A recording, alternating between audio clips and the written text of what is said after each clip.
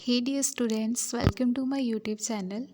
So in previous video we discussed about the high altitude respiratory stress and their effects. So in today video we shall discuss about the deep sea diving. We all know that जब भी हम सी level पे होते हैं so उस time जो हमारा atmospheric pressure है वो 1 एटमॉस्फेयर हमें देखने को मिलता है. फर्स्टली हम थोड़ी सी इंट्रोडक्शन कर लेते हैं. सो 1 atmosphere that is the 760 millimetre mercury होता है. जैसे कि सी लेवल पे जो डाइवर है वो डेप्थ में जाता रहता है सो उसकी वजह से जो प्रेशर होता है वो इंक्रीज़ हो जाता है. इसका रेशो ऐसा होता है कि हर 10 मीटर्स डीप जाने से 1 एटमॉस्फेयर का एडिशन होता रहेगा. ठीक है. सो जैसे ही 10 मीटर डीप जाएगा सो 1+1 2 एटमॉस्फेयर प्रेशर देखने को मिलता है. सो अगर 20 मीटर्स जो डाइवर है वो डीप चला गया तो 3 एटमॉस्फेयर ठीक है प्रेशर देखने को मिलेगा. सो इस तरह से जैसे जैसे 10 मीटर डीप जाता रहेगा उसकी वजह से जैसे 1+1 एटमॉस्फेयर वो इंक्रीज़ होता रहेगा. ठीक है. इसकी वजह से जो फाइनल कुछ सर्टेन डेप्थ होगी डेप्थ पे पहुंच जाएगा कुछ सर्टेन डेप्थ पे तो एक कंडीशन डेवलप होती है दैट इज़ दी हाइपरबारिक कंडीशन. ठीक है. अब जब हमने हाई एल्टीट्यूड्स के बारे में डिस्कस किया था वहाँ पे कौन सी कंडीशन थी. वहाँ पे कंडीशन थी हाइपोक्सिया की. ठीक है. वहाँ पे partial pressure of oxygen surrounding के अंदर डिक्रीज़ हो रहा था. वहाँ पे हाइपोक्सिया की कंडीशन आ रही थी. बट जहाँ पे हाइपरबारिक कंडीशन आ रही है. ओके. सो इसके कुछ फैक्ट्स देखने को मिलते हैं. उसी फैक्ट्स को हम डिटेल में डिस्कस करेंगे. So effects of deep sea diving. So first is the nitrogen narcosis. Most important है. इसके ऊपर नोट भी आ जाता है. उसके बाद हम ऑक्सीजन टॉक्सिसिटी करेंगे एंड कार्बन डाइऑक्साइड टॉक्सिसिटी करेंगे. Right. So first is the nitrogen narcosis. Firstly nitrogen narcosis हमें तब देखने को मिलती है जब हम सर्टेन डेप्थ को क्रॉस कर जाते हैं. ठीक है. जैसे यहाँ पे लिखा हुआ है जैसे डेप्थ है हमारे पास 120 फीट्स या फिर इससे ज़्यादा डेप्थ पे वो चला जाए सो उस टाइम ये कंडीशन डेवलप होती है. ये कंडीशन एक्चुअली में क्या है. We all know that solubility is equal to k into p. कोई भी गैस की सोलेबिलिटी वो उसके प्रेशर के डायरेक्टली प्रोपोर्शन होती है. ठीक है. This is the Henry law. So solubility of gas increase होती है विद इंक्रीज इन प्रेशर. जो नाइट्रोजन की सोलेबिलिटी होती है वो 5 टाइम्स ज़्यादा होती है ऑक्सीजन के रिस्पेक्ट में. सो नाउ प्रेशर इंक्रीज हो रहा है. ठीक है. सो जब हाइपरबारिक कंडीशन मेन डेप्थ पर जाते हैं सो प्रेशर के इंक्रीज होने की वजह से क्या होता है वहाँ पे जो नाइट्रोजन की सोलेबिलिटी है वो इंक्रीज़ हो जाती है. बट ऑक्सीजन के केस में 5 टाइम्स इंक्रीज़ हो जाती है. एंड मेनली ये सोलेबिलिटी न्यूरल टिश्यूज़ के अंदर जो फैटी सब्सटेंस प्रेजेंट होते हैं उसके अंदर नाइट्रोजन की सोलेबिलिटी ज़्यादा इंक्रीज़ होती है जिसकी वजह से न्यूरल टिश्यू बहुत ज़्यादा इफ़ेक्ट होते हैं जिसकी वजह से न्यूरल टिश्यूज़ के अंदर आयनिक कंडक्टेंस ऑफ नर्व वो भी डिक्रीज़ हो जाता है. नर्व एक्सिबिलिटी भी डिक्रीज़ हो जाता है एंड इस इफ़ेक्ट्स को हम मार्टिनी इफ़ेक्ट भी कहते हैं. ठीक है. सो अब जो हमारे पास ionic conductance of nerve excitability decrease होता है सो इसकी वजह से कुछ हमारे पास सिम्टम्स डेवलप होते हैं. ठीक है. जो कि अल्कोहल इंटॉक्सिफिकेशन के एंड होते हैं एंड इस वजह से नाइट्रोजन नार्कोसिस को हम रैप्चर ऑफ डेप्थ भी बोलते हैं. ठीक है. This is the recent question of AIIMS. ये क्वेश्चन आया था एम्स में कि रैप्चर ऑफ डेप्थ किसे बोलते हैं. ठीक है. Nitrogen narcosis. सो ये जो सिम्टम्स है आप देख सकते हैं confusion, loss of coordination, disorientation, euphoria, ये सारे जो है सिम्टम्स हैं. ठीक है. उसके बाद प्रिवेंशन है कुछ गैसेस को यूज़ करके लाइक हीलियम गैसेस. ठीक है. नाइट्रोजन गैसेस को यूज़ करके हम प्रिवेंट कर सकते हैं नाइट्रोजन नार्कोसिस से. उसके बाद है हमारे पास second effect that is the oxygen toxicity. We all know that जब भी हम डीप डेप्थ में चले जाते हैं so then hyperbaric condition develop होती है. ठीक है.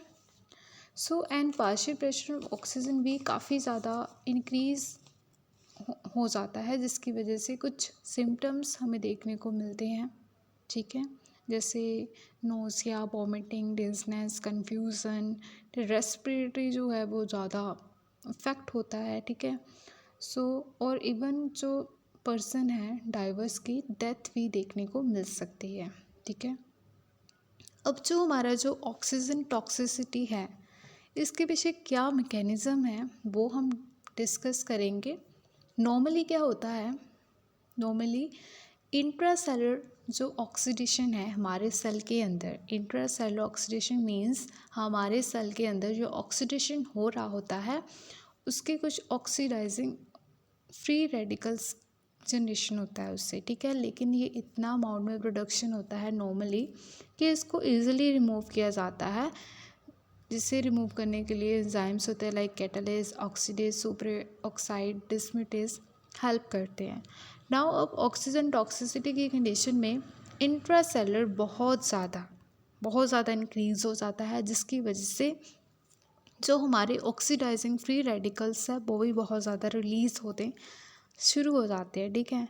ये जो 3 एंजाइम्स थे, that is the catalase, oxidase, super oxide dismutase, ये इतने सफिशिएंट नहीं होते हैं कि इसको सारे के सारे फ्री रेडिकल्स को रिमूव कर सके, जिसकी वजह से ऑक्सीडाइजिंग फ्री रेडिकल्स अब रिमूव नहीं होगा, देन वो सेल को डैमेज करना शुरू कर देगा, ठीक है। स्पेशली जो हमारे नर्वस टिश्यूज़ है उसको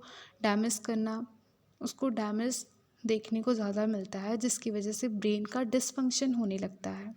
सो हमें ऑक्सीजन टॉक्सिसिटी के सिम्टम्स जो हमने अभी देखे, ठीक है, सिम्टम्स देखे थे, तो वो डेवलप होना शुरू हो जाते हैं। So this was the second fact, that is the oxygen toxicity.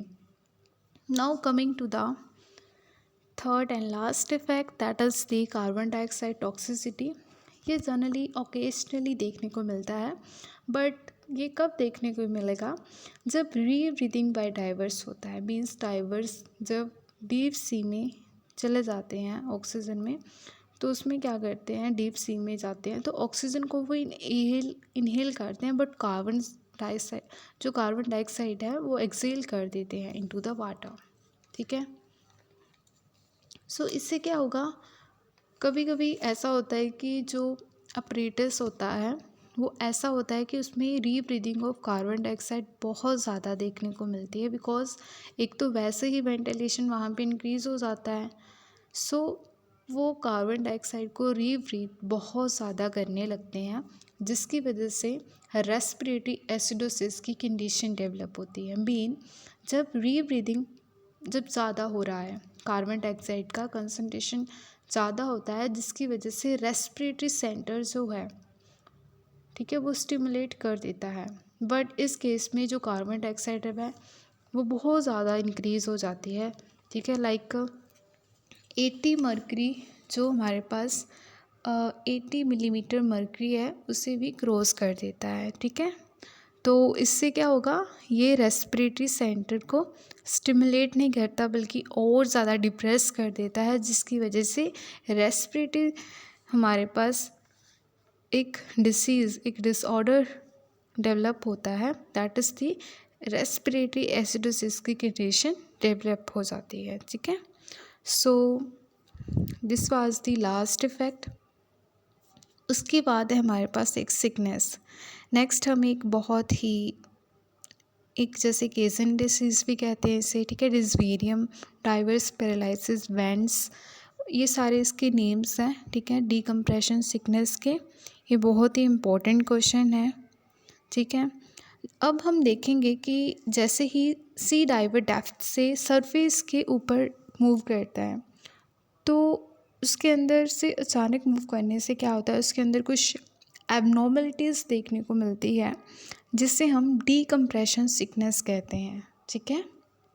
सो कुछ इसके जो है सिम्टम्स है लाइक जॉइंट पेन्स, ठीक है, उसे हम बैंड्स बोलते हैं in the decompression sickness, muscle pain, shortness of breath, that is the chokes, nervous system हमारा इफेक्ट होता है, जिससे कि पैरालिसिस और इवन डेथ भी हो सकती है। उसके बाद हमारे पास है प्रिवेंशन, ठीक है। स्लो एसेंड करे, एक तो यही है, ठीक है, कि वो स्लोली एसेंड करे टू द सरफेस। उसके बाद कुछ चैम्बर्स हैं, कंप्रेशन चैम्बर्स, ठीक है। तो उससे क्या होगा, रिकम्प्रेशन डिक्रीज़ होगा, और उससे क्या होगा, जो हमारा डिकम्प्रेशन का रेट है वो स्लो होगा, ठीक है। एक स्कूबा है, ये अपरेटस होता है, यूजुअली जो डाइवर्स होते हैं वो यूज़ करते हैं, ठीक है। एंड कुछ गैसेस को भी यूज़ करके, like helium oxygen mixture gases को यूज़ करके डिकम्प्रेशन सिकनेस से हम ओवरकम कर सकते हैं। So this is all about the deep sea diving stress.